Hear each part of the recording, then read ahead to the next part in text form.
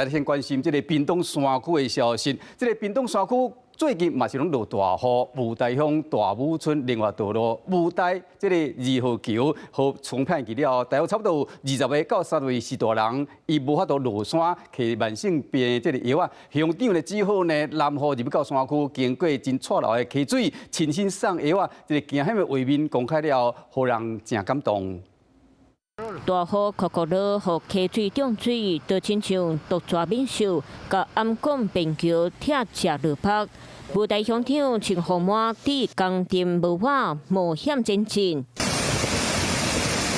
踏过石板，脚步骑踩，撩过错漏的溪仔水，来配上油瓦和部落的许多人。高血压、糖尿病啊，还有些人留在那边，那因为很多天都没有出来拿药，有20-30位呢。屏东雾台乡大武村连外道路雾台2号桥桥面暗港桥冲到海去。 部落内底有慢性病的许大人，无法度落去山脚摕药瓦。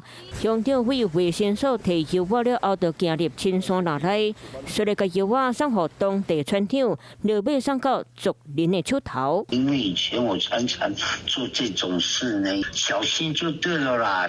几若天落大雨，和山路规个走错，挂心做一个乡长，伫咧无情的风雨勇敢前进，希望无爽快居民会当食到药瓦，同齐度过这一遍的艰难时刻。Hello， 我是蒋欣梅，想要抢先掌握最及时的新闻资讯吗？赶快订阅、按赞、开启小铃铛，锁定华视新闻 YouTube 频道。